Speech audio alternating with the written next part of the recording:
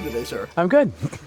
Nice to see you. Thank you. Good to see you too. So I got to see the 30-minute extra, the making of the movie, and one of the things that I completely didn't realize because it was so well done were the lane was built on a soundstage. Yeah. And it looks in the movie, it looks like you're filming on location. Well, good. That's exactly what it should look like. Right. So my thing though is talk a little bit about putting together these sets because they really do look like they're in real life. Well, I have the greatest team. I have to say, John Meyer, who's a production designer, and Dion Beebe, who shot it, really helped integrate our live action, and you know, we were on location with all over London.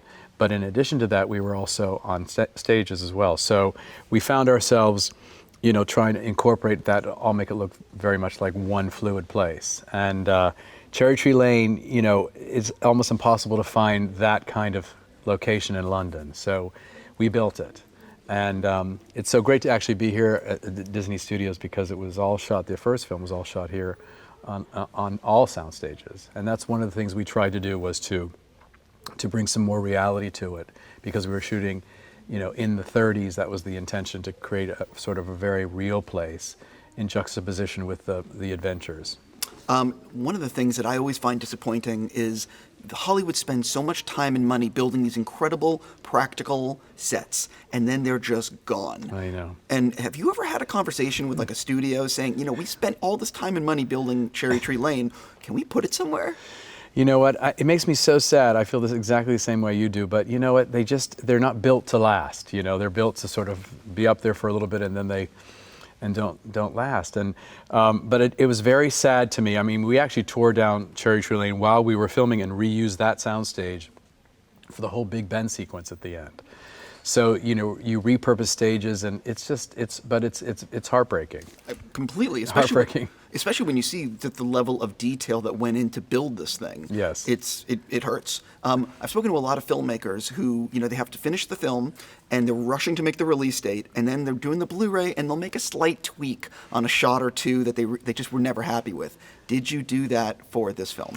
You know what, I didn't have to because we were so meticulous with it. When we worked on the color work, all the visual effects work, we were very, very specific about the look. I mean, we went through it many, many times, myself and Dion Beebe, our cinematographer. We were so clear about, you know, what we wanted, and so it actually transferred beautifully. So that's lucky.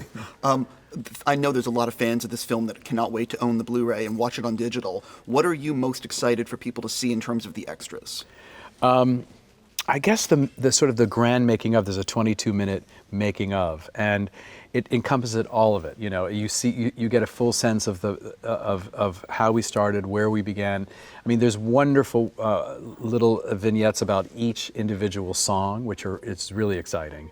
But the grand one is sort of the making of. There's some great things. There's a deleted song that we had, which is really fun. There's also a wonderful vignette about a little featurette about Dick Van Dyke. So there's a lot on there, which is really great. You bring up Dick Van Dyke, and I totally want to talk about getting to. You got to have him in the film. What is it like? How did you manage to pull it off? Was it one of these things where you called? And as a huge fan of the original Mary Poppins, what is that phone call like for you? Oh my gosh! I mean, it was a dream come true. I mean, he is honestly my hero, and so to be able to work with him on this was a dream come true. And when I called him, I really wanted him to understand how much I loved his work and loved him, and he was so gracious. I mean, and immediately disarming, made you feel, you know, special. And he's funny and quick and smart. And I will say, he took me by the hand as we walked onto the set the first time, and he said to me, "I feel the same spirit here as I did on the first film," and that was the greatest compliment ever. Is it one of those things, he's obviously plays a very critical role in the third act, you know, small but critical role. Yes. Is there ever in your mind, are you thinking, I want to work with him more, let's find some more stuff to film with him? Well, you know, I was just so thrilled to be able to do that sequence with him. I never thought, should there be more? I mean, you wait the whole film, then he arrives.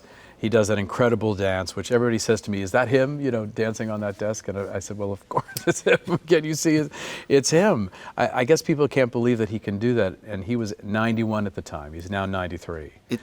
And he's He's astonishing. He's an astonishing man because he lives the message of the film, which is finding the child inside and living with that sensibility every day. And that's what he does. You know, he's such a bright light and leads with joy and wonder.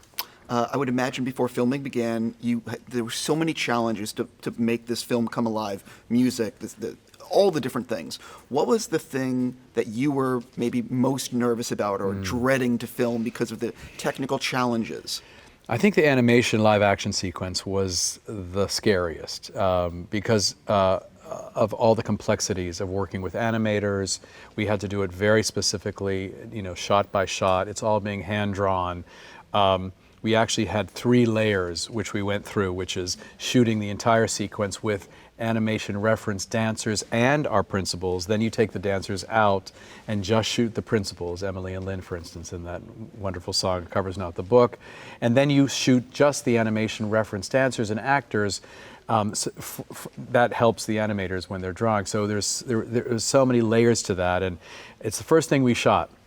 We got there and we said, let's just start with the animation sequence because we needed to deliver all that material to these wonderful artists. And I'm glad we did it first because it sort of got everybody together, and you know, and it was challenging for sure. Thank you so much for your time. Thank you. Congrats on everything. Thank you.